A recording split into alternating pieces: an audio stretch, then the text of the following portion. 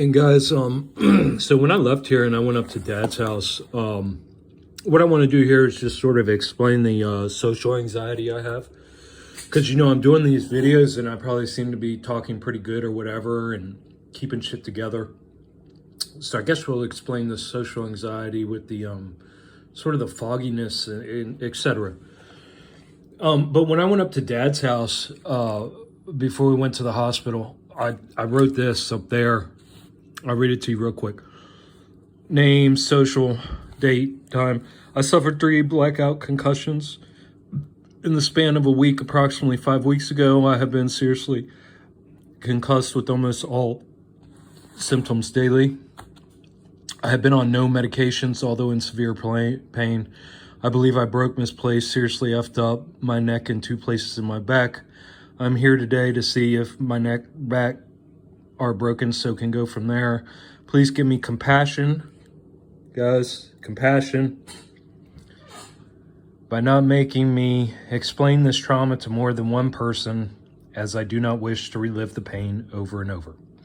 And then this is, so the one person who gave me absolutely amazing care was Kristen. She's the ER nurse at the Martinsburg, West Virginia VA. Way to go, Kristen. You were awesome. Thank you, darling. Really appreciate it.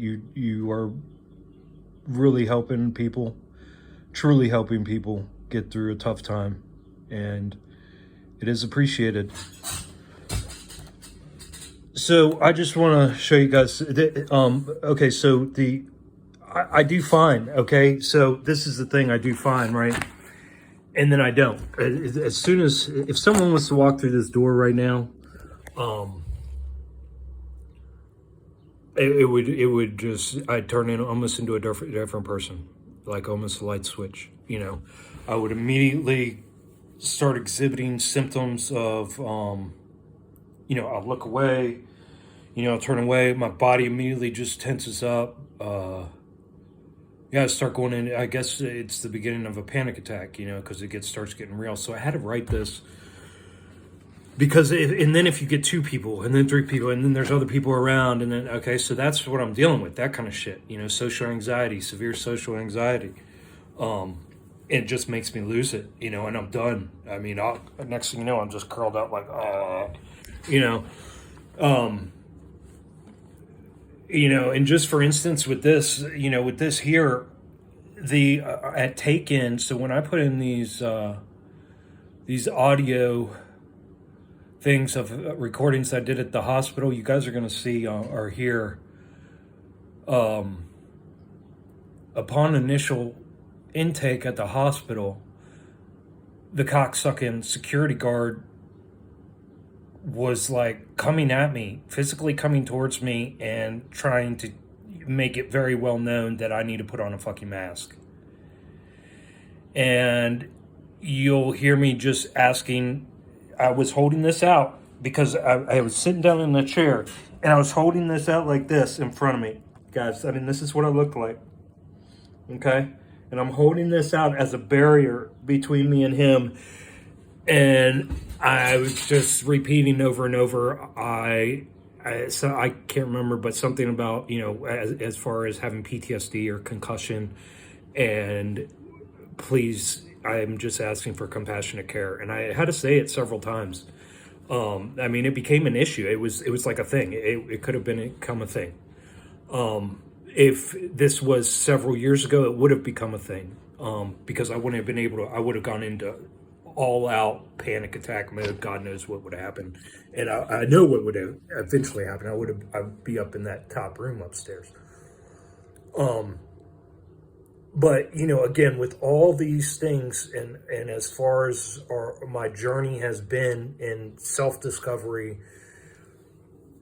and everything else over the years, this is the only way that, it's like building a muscle,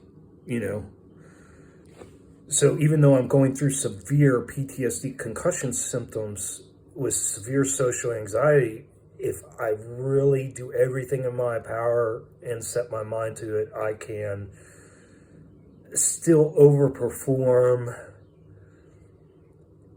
in a situation where prior it would have gotten really bad.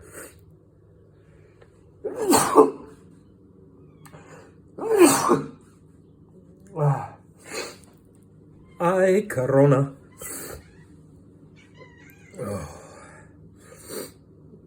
But, yeah, so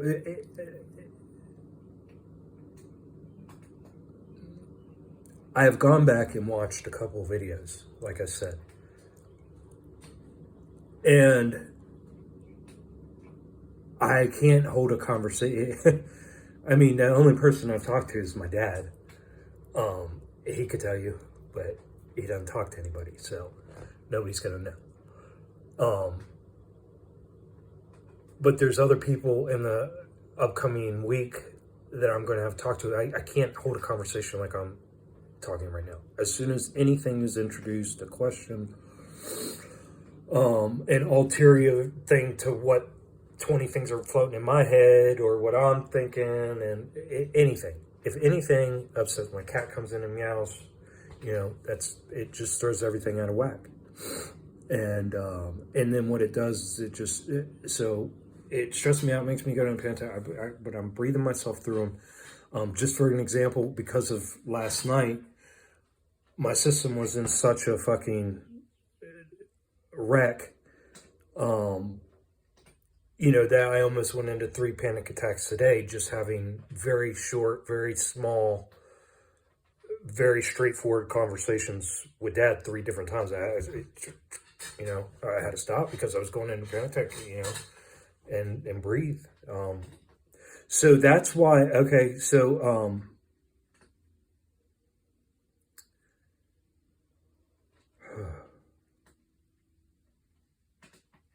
so right now I'm reliving the trauma, right? Hard to breathe.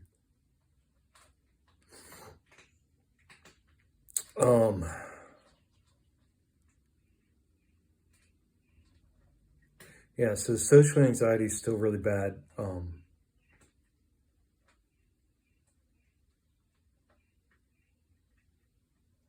But I guess I just need to heal from the concussion. It does bother me. I just feel like I'm losing control of facial muscle, but I'm not sure. That's what's weird, is not knowing. Because I don't know, and I don't know why I don't know. Because I should be able to say yes. I know, I'm having issues with my jaw, but again, it might be coming from a neck. And remember, I severely physically overstrained myself probably the other day when I was mowing that yard. All day, I think that was on a Thursday. And then yesterday was Friday, so I laid down all day yesterday and then went to the hospital and then had a traumatic psychological emotional experience at the hospital. And here I am today on Saturday. Fuck.